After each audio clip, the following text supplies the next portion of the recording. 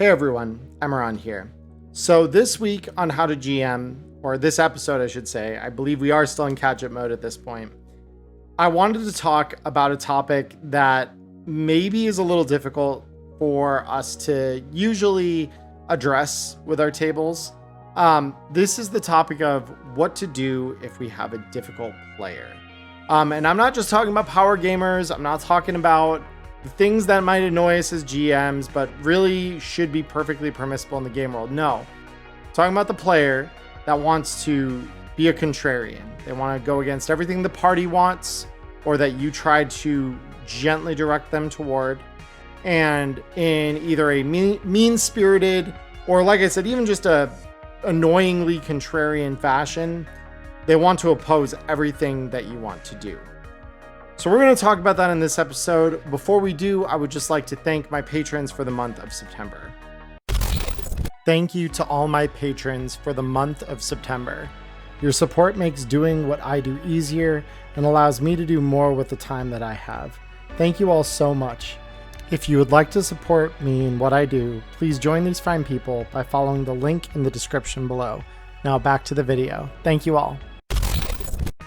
Now that that's out of the way, let's talk about the subject. So let's first start by defining the problem. What is a difficult player? In my definition personally, I view a difficult player as any player who, for lack of justification, goes out of their way to either oppose the party and whatever they are trying to do at every turn. They try to go against what you, the GM, are setting in front of them as a potential gig. And obviously with this one, we need to be a little lenient, but not to the point of letting the one contrarian player do whatever they want. Or three, most importantly, the player doesn't want to play nice with the world we are creating, right?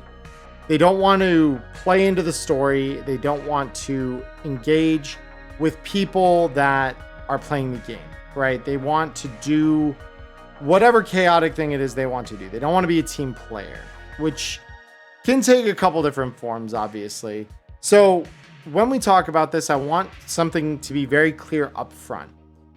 Difficult players are not by default to be exiled, right? I don't believe in exiling anyone from a table on the first offense if what I've talked about thus far is their only offense.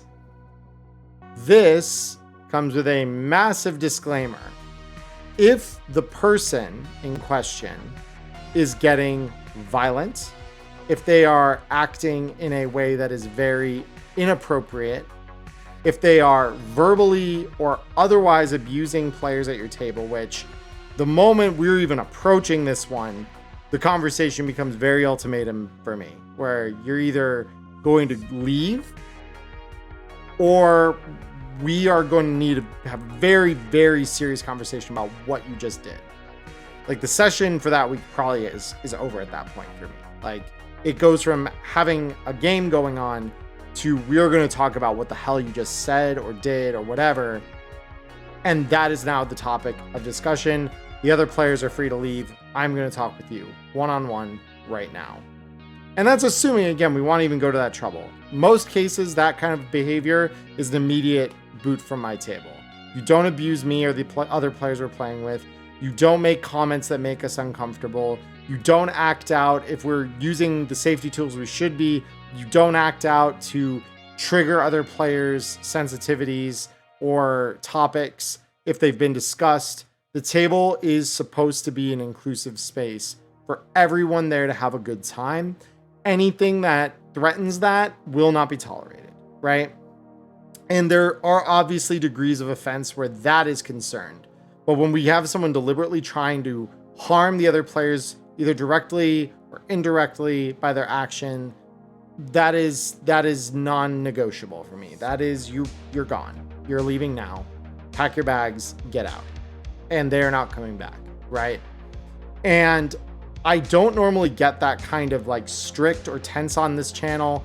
I generally try to be an open, welcoming voice in the community. because I do truly believe that this game should bring people together, not drive them apart. But there's a line. Like with anything in life, there's always a line, and we need to make sure that we observe that line. There is no tolerating intolerant behavior, as the saying goes. So with that big disclaimer kind of out of the way, we've talked about it. The offenses we are going to talk about more mediating and maybe moderating our way through and arbitrating are going to be more minor ones, where maybe the player's just inexperienced and nervous and they think being edgy is the way to play. Maybe the player has a misunderstanding of what's at stake or the world or how things work. Maybe the player is just having a bad day and they're lashing out because of it. All of these things can happen. I've had them happen at my table at one point or another with various people, and these are the things we can talk through. Now, it is important to know that not all of these discussions need to take place in front of the other players at your table.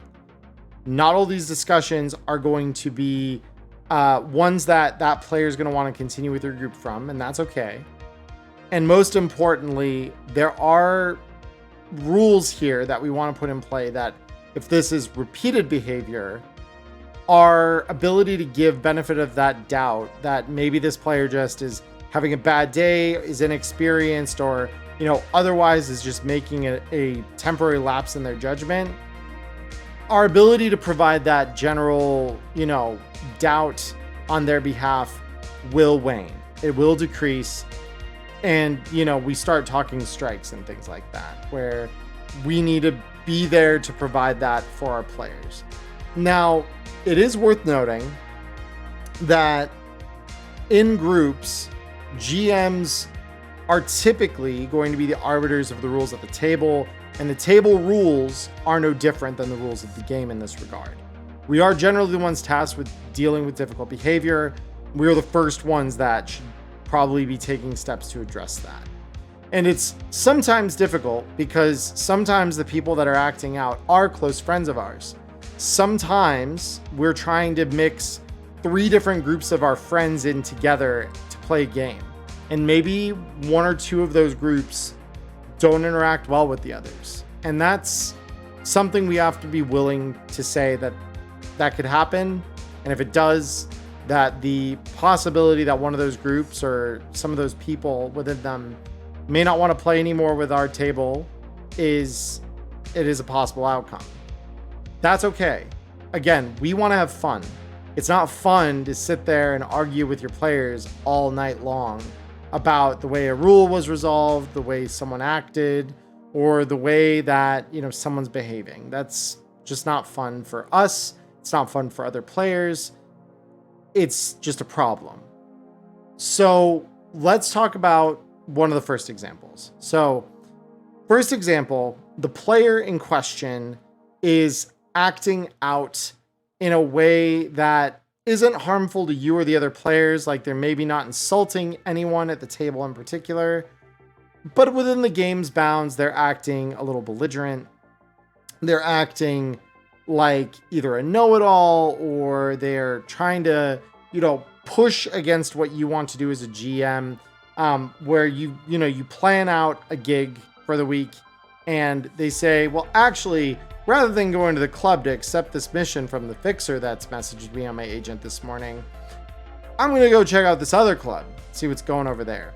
Now, for some of you, that might be okay. You might be a GM that runs a more open world game, in which case this might be a standard experience, and this isn't a problem then, because as that kind of GM, you have probably planned for this.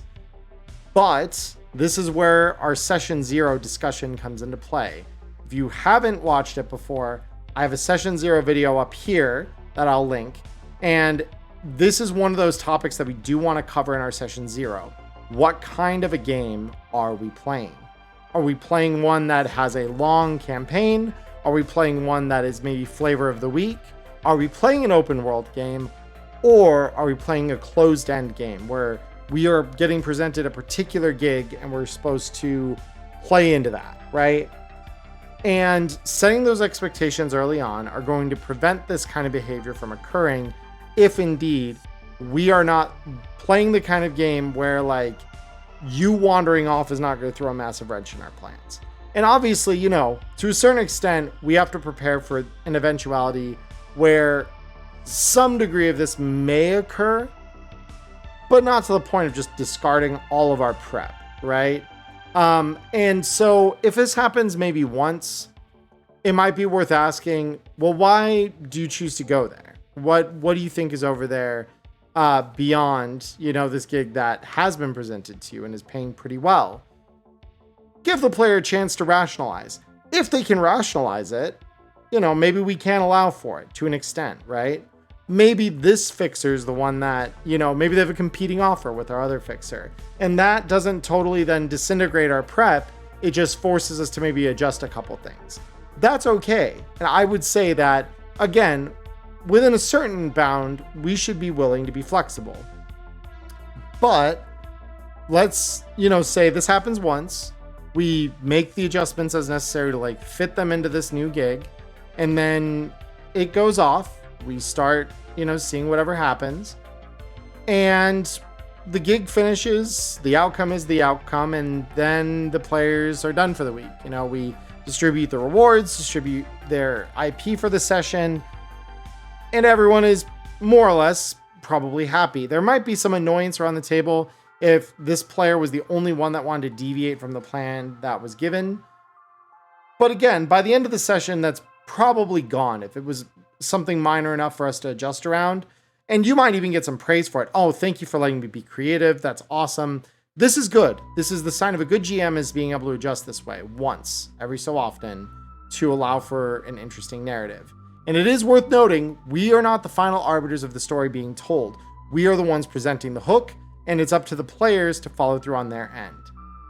But, and this is where I say but, it does need to stay fun for us as GMs. So if that very next week the player says, well, I liked that club last week, and you know, maybe we now that we know they like that club, we can arrange a fixer over there, maybe, especially since the other one maybe he's gotten pissed off now that this player is gone with their competition and the crew maybe followed along with it. You know, maybe that puts them in bad arrangement with this other fixer. So now they maybe do go back to this other club for their job that week. But let's say now, you know, just as an example, that the player says, oh, well, I can just pit fixers against each other all the time. So now we are faced with a problem, right? Because now the player thinks the learned behavior they've gotten is, well, if I play the fixers against each other, I get a better payout each time. That's not always true, right? And we need to make them aware of that. You know, like, you know that perhaps the other fixers that the fixer you pissed off last week know, maybe he's told them about you. Maybe they won't give you better work if you try to play him. And this guy that you did help certainly knows you're not above pissing off another fixer, maybe to get that job done, right? Or if he doesn't know about it now, he could learn about it later. And the more you do this, your reputation may suffer. Reputation's important. And again, like, this is all stuff we should be telling our player, because it is something that their character within the world probably would know, or at least have some sense to know that, right? So if they decide to still go through with that other plan, we now have to have a discussion around the table, because maybe the other players are okay with this. If this person is a particularly domineering personality at your table, they might just have enough social sway between the other players at the table to take this lead and just run with it, and they might support him. And now we have to ask ourselves, okay, was our prep that we did for this week adjustable enough again? Or is this too far for us? So now, if we decide we can adjust it one more time, usually what I like to remind the players is, okay, but I will say now, I can make some adjustments. I'll need some minutes to do that because this is not what I had planned for the week. And I remind all of you that I do plan these, and it takes me time to plan these.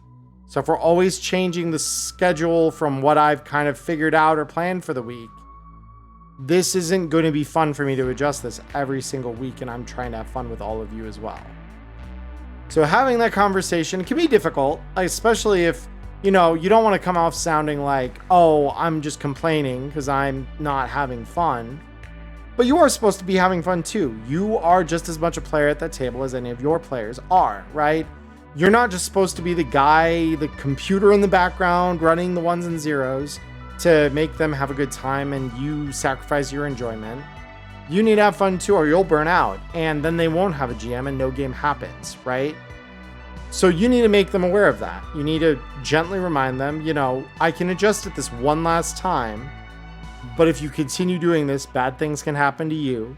And I don't want to do those things. I want to have fun with you all.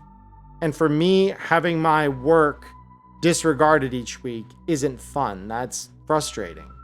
Especially if I'm, you know, not me, a professional GM, and I'm one of you with a day job. Like I've been in the past, I've been there, and I've had my work disregarded in certain ways. That's not fun. That's painful. Because I put an hour plus of work into every gig that I would do, even when I was working, right? I would still try to dedicate at least an hour to really prep what I was doing, even if it was a pre-written gig, to get familiar with the characters, get familiar with the setting I'm going to use in that week's episode or the week's campaign adventure or whatever. We would be doing stuff to prep for that and to have players suggest, well, I don't want to do that this week. You know, maybe we need to revisit our session 0, because again, in session 0, we should be talking about what do we want to do? This is my expectation as a GM for what I want to do. What do you, the players, also want to do? And if for some reason in session 0, those aren't aligning, we can maybe make adjustments for it, right?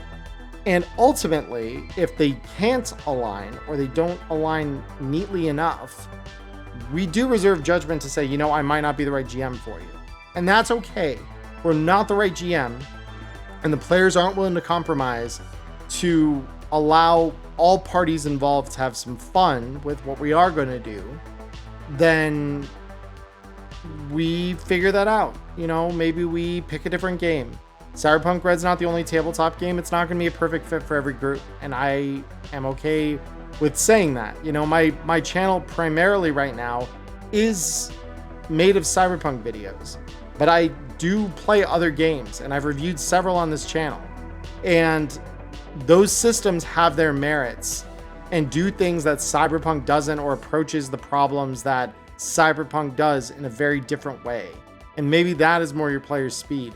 Maybe something like Merkborg or Cyborg or Death in Space or Dragonbane, one of these other games that have less a focus on doing things a particular way as the GM, where it's very nitty-gritty on that prep phase of this. Maybe especially games like Cyborg and Merkborg, where they're very, very rules light and you could just generate something by rolling a couple dice. Maybe that's what you all want. You know, maybe at that point it's okay if they go off script. I roll a couple die, we're back. You know, like we've got another thing prompted up and I barely need to think about it to do it. I put together a whole ghost story this weekend for my crew with really no prep time whatsoever.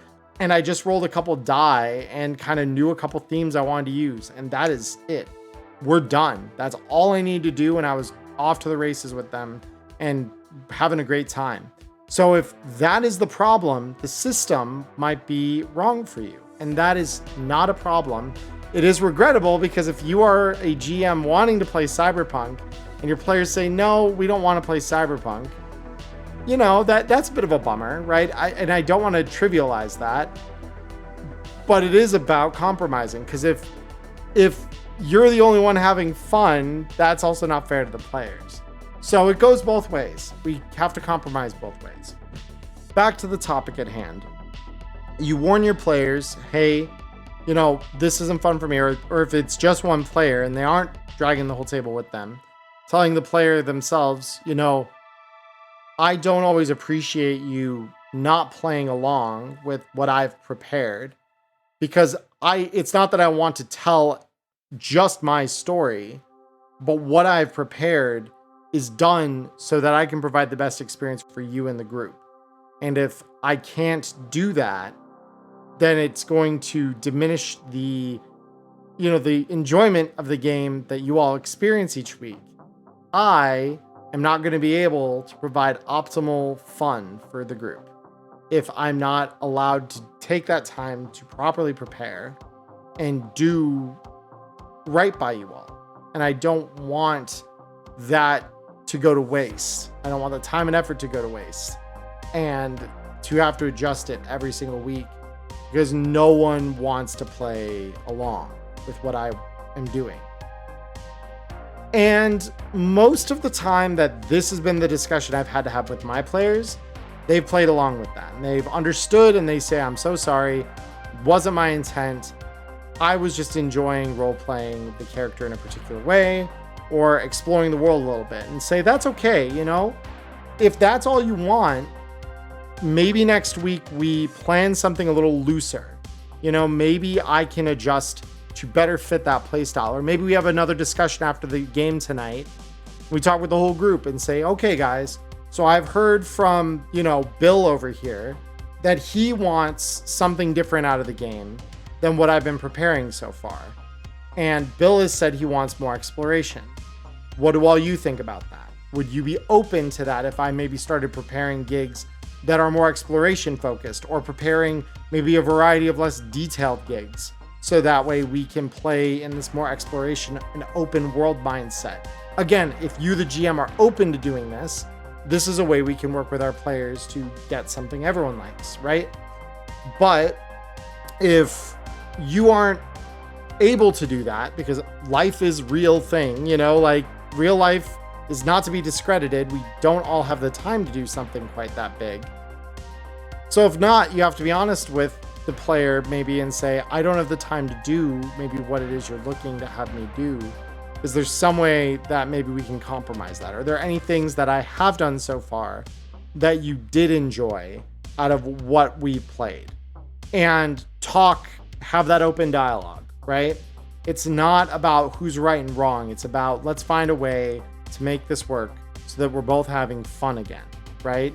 And talking is very crucial to that. And I know there are plenty of us in this space who are conflict averse, right? We don't want conflict at our tables. We maybe aren't good at managing conflict. For some of us, that might be like a traumatic or personally like triggering event, in which case that can be really challenging, right?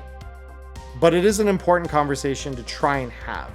And if maybe you as the GM are not able to manage that with the players directly, or the offending player in this case directly, if you have someone else at your table that you trust, as, let's just say for the sake of an easy name to use or a title to use, an assistant, right? If you have someone that could assist you in arbitrating some of that, talk with them and say, hey, what did you think of Bill doing this? How did that make you feel? Right? And if maybe they don't see a problem with it, you can still talk to them and say, well, this is the way it made me feel. This is how I heard what they said or felt about what they did.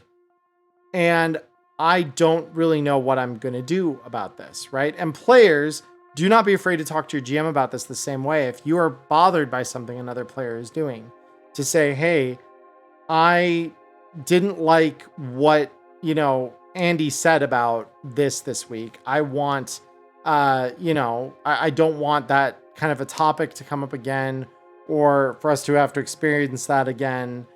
You are going to be the person that people turn to discuss those types of things at your table. And, if you have an assistant who can maybe help arbitrate some of these things, who's good at that, if you yourself are not great at conflict resolution, we can have that kind of delegation of roles or conversation, right? But as GMs, we do need to be prepared to kind of address some of these things. So now we've had that conversation one way or another. We've discussed this with the player who has derailed things twice. Now they do it again the third week, right? Third week, now we've had to rearrange everything we've prepared because they don't want to play nice, right? And so this is a point where if we've had these conversations, especially we've had them in an inclusive way where the whole table was involved, and even then, after all that is done, our plea for let's compromise on this still gets ignored, and we've held up our end of things and done our best to accommodate those compromises we've agreed to. At that point, it starts becoming a question of, okay, guys, do we want to play Cyberpunk? Do you all want to play Cyberpunk, or do you want to play something else? Because I can't do this again. I spent an hour this last week prepping all of this, or more maybe, and I can't do this again. I've spent all that time, and I cannot adjust this again. It's not okay for me to keep doing this over and over again. And maybe we call the group, we just say, this is it. I can't do that. Sorry, guys. And, maybe we want to find another game to play. Maybe that's it. Maybe that's over.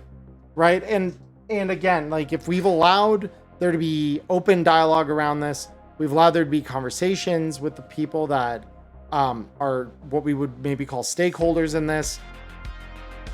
We've done all our due diligences, and we've done everything we can to prevent this from being an ongoing problem. And if it still persists in being an ongoing problem, if it's not the whole table and it's one person, you could say to that person, I'm sorry, I cannot do that again. And I told you as much last week. I have given you that warning. I think you might need to find a different table. I can't accommodate this every single week. Goodbye. That, and at that point, they might just be out. And that, again, difficult, but that's okay. Because for the rest of you, then you'll probably have a great time, because that one person isn't derailing you every single week and forcing the group to do something that maybe they don't all want to do.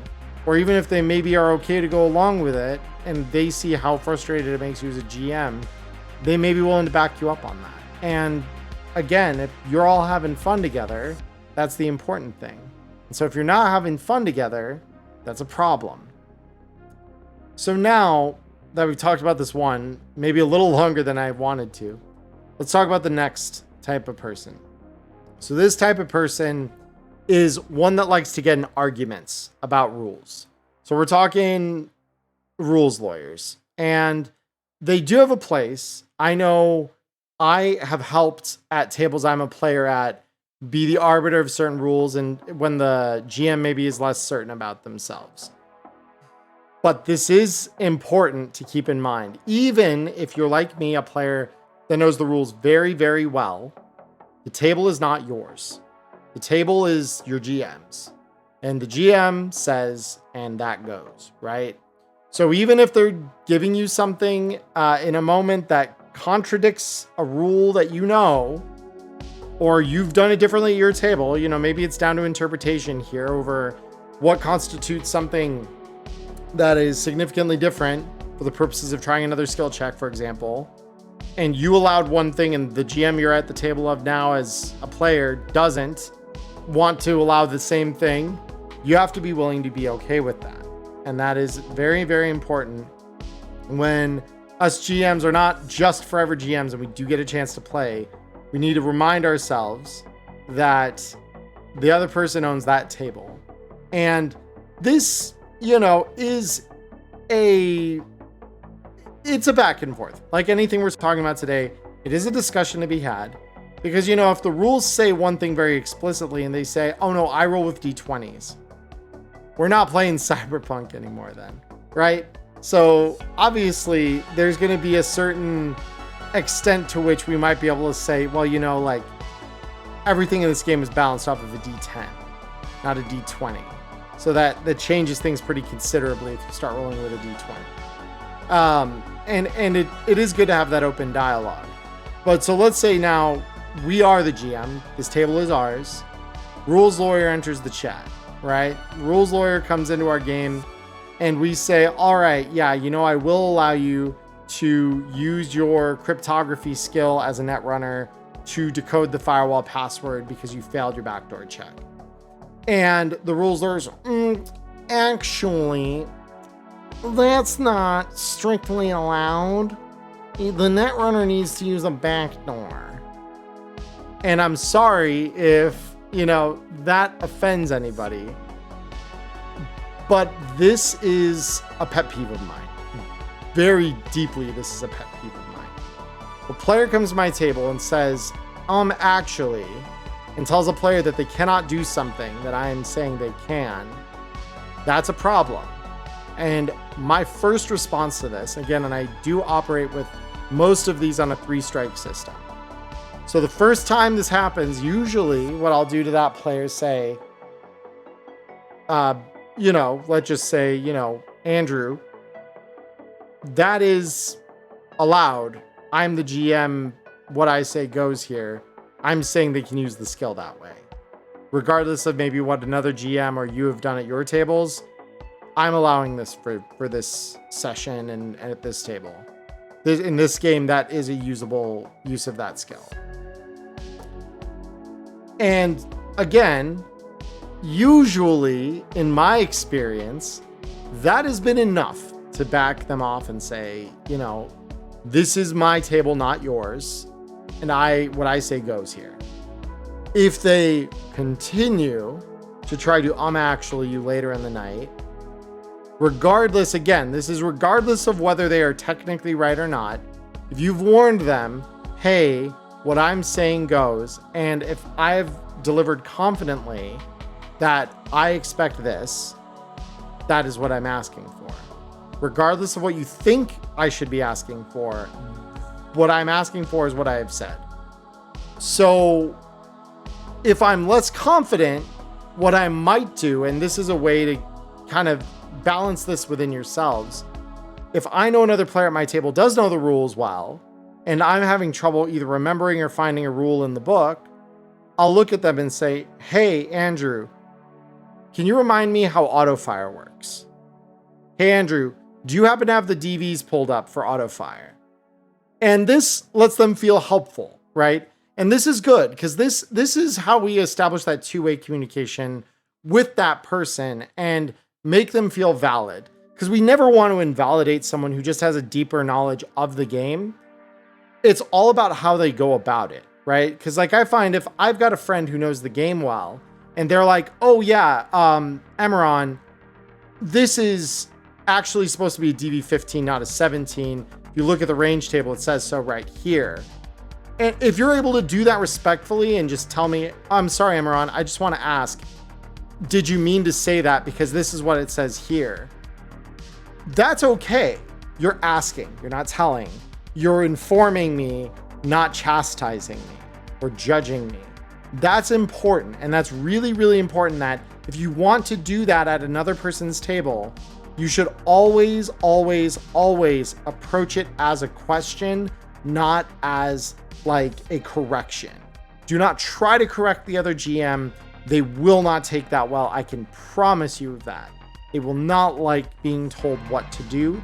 But if you say, I'm sorry, GM, can I ask, since they're shooting from this far away, or like what my players have done for me before in Neon Inferno, I'm sorry, Emmerron, falling is calculated differently than what you're describing the scene to be. Can you explain to me if maybe you misspoke or whatever? And then it caused me to have to think back through what I've just said and the scene in my mind. Because again, we need to agree on that for some of these mechanics to work correctly. Because obviously I'm not gonna have like a giant building model like that. We're, using proper scale and everything on. That's not ever probably gonna happen. And if it does, I'll probably have videos for it here on the channel because that would be nuts. But provided that we're playing Theater of the Mind, or on a 2D battle grid where falling is always abstracted to an extent, we now need to say, well, there's a disagreement at the table about what is happening. That is okay. It's okay for players to say, wait, I thought, and correct you in what you've just instructed them to do based on their understanding of the rules. Because one of two things will now happen. Either you will say, no, if you see here, this is what the rule says, and that's where I'm coming from, and that's what I'm going to do. Or you say, I'm so sorry, you're right, I was wrong. This is how it's supposed to work. We will do it that way. And that's okay. Both of these outcomes are good because, again, the players are coming from a place of, wait, I thought it worked this way. And it's a question, like, doesn't it work this way? Isn't this how it's supposed to play? Or are you interpreting this differently for some reason? And if you're asking politely, the GM probably won't mind, right? I certainly don't. When my players do that to me, I am very open to telling them, oh yeah, you're right, that works. Or no, I'm sorry, that doesn't work that way. I'm going by what I've done or what I've said. And we as GM should all do that, right? We should allow some leniency. There's always two-way conversation that can happen between us and our players when there's a disagreement about that kind of thing. But if the player, in this case, the problem player, comes to you and again tries to say, Emmerron, that isn't how it works. Actually, a backdoor and this kind of net should be a DV10, not a DV8. I will tell them, again, this is my net architecture. I have designed this. The DV to pass this is a 10 or an 8 or whatever it is that I've written down. It is not what you decide it is. Because what I've written and what you are quoting are two very different things. They will not align. And again, if this rules lawyer does this even a third time, especially if they do it twice in one night even, I might be inclined to say, I'm sorry, you are either going to leave or you're going to stop doing this. One of the two. Those are your choices. If they do it a third time, that is absolutely what I'm doing. I'm not going to play that game all night where it's like, actually, GM, this is how it works. No, it isn't. If I'm telling you it works this particular way, and I am doing so confidently, you, one, need to trust me that I am telling you something that's not total bullshit. And two, you need to stop correcting me every time we come to something like this. And if you're unwilling to play by those rules, you need to leave. This is not something we're going to continue doing every single time you disagree with what I'm ruling, right? Because some of GMing is an art. Some of it is interpretation. Some of it isn't going to be so neatly summed up in a player's understanding, even if it's correct, of the rules, because we might be interpreting something differently than they are. And we might be allowing for use of maybe an unorthodox skill, or we are adjusting the DV for something that they may not know about. And we always need to remind players of that before they get to this last step, because once we're here, it really does become a question of, are you going to play the game and have fun, or are you going to want to continue correcting me every time I do something you perceive incorrect, right? If you're just correcting me all night, I'm not having any fun, and the rest of the players probably aren't either, because you are directly contradicting what they want to do or what I am allowing them to do, and therefore they're having fun. You know, what are we trying to accomplish here? What's the goal? And so again, this can end up with that player leaving. Now, let's go to the third kind of player, and this kind of stems from the type that would be more of that rules lawyery type, but it can vary. We've got a belligerent player, not a character, right? This isn't just the player playing their character, being rebellious, saying, I don't want to go with this fix, or I'm going with this other one. This is a genuinely belligerent person who, the first time they don't get their way, or a roll comes up wrong, or whatever, and usually they'll, in my experience, this type of person will try to bargain with you, right? And that's okay, right? To bargain a little is part of the RPG experience, in my opinion, right? To say, well, can I reattempt this somehow? Or, you know, oh, I'm so sorry, I meant to spend luck before I rolled this. Can I still do so? And, you know, you might get one pass, right? But if this bargaining player doesn't get their way, typically what I have found is they start to get argumentative, and they might start loudly disagreeing with you at the table. Now, this is where it starts to get into a really gray line, right? Where it gets a little fuzzy. because there is a level to which this can happen, and it's not an immediate deal breaker. It's not a huge red flag, and we can deal with the player in a manner similar to the other ones we've talked about in the video so far. So if the player comes up and they say, you're a fucking idiot. This is how it should work. I should be allowed that second chance. I didn't say it, right?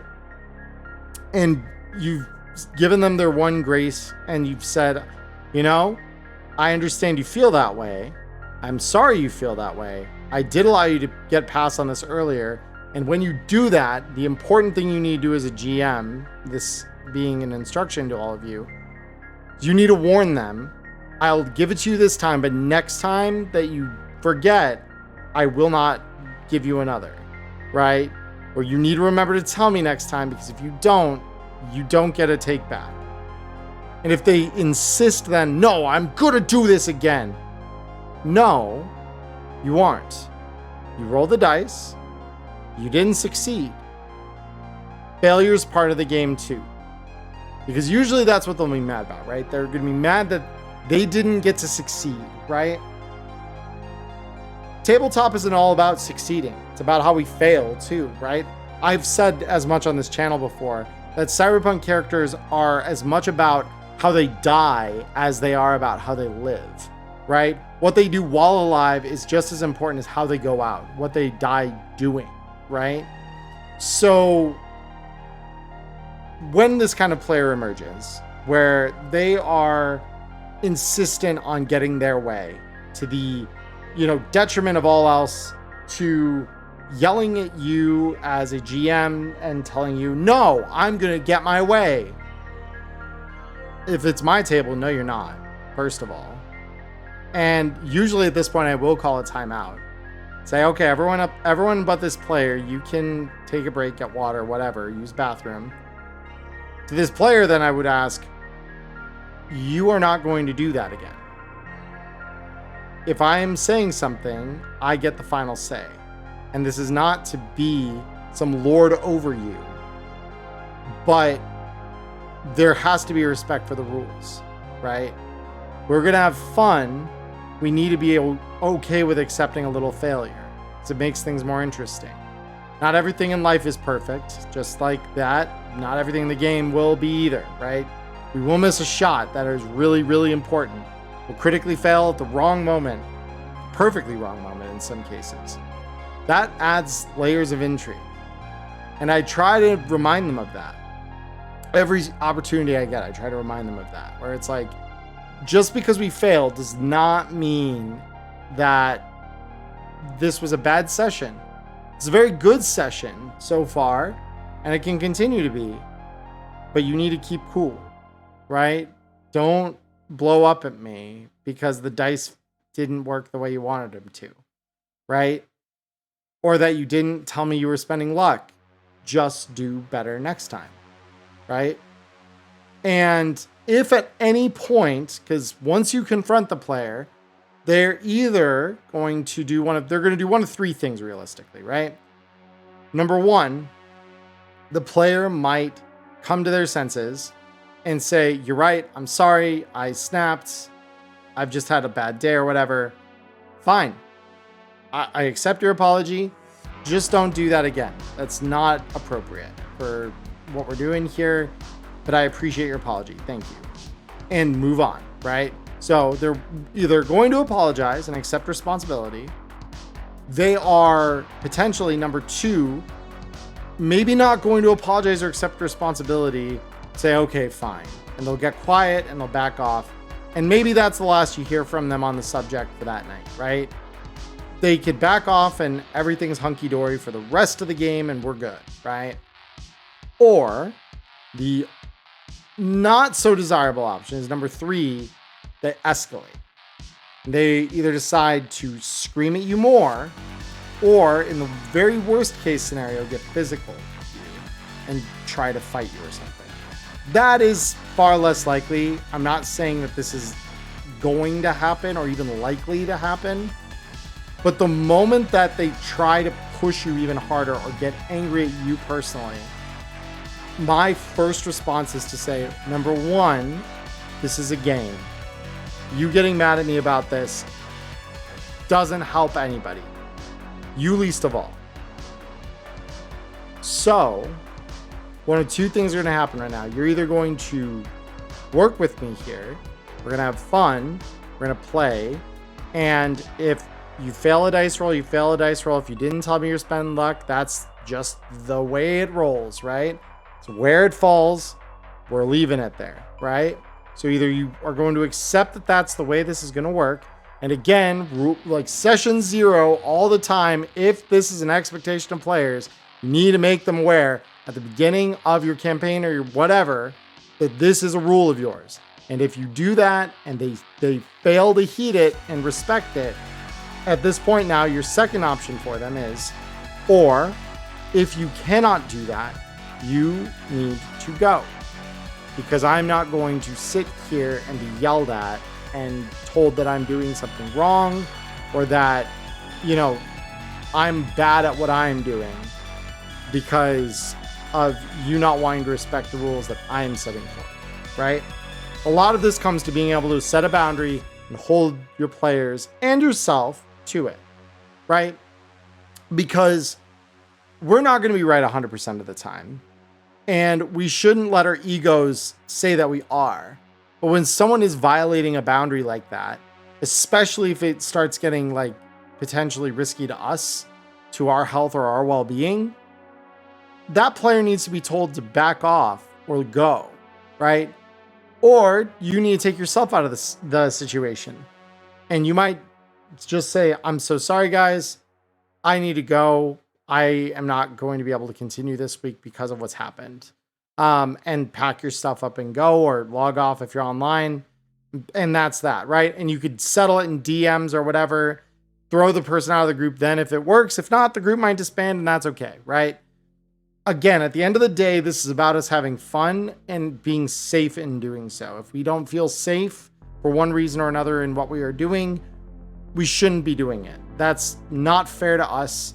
The other players at the table who are being similarly disrespected or treated that way should not be made to feel that they have to struggle and suffer through that just because the game is afoot for everybody, right?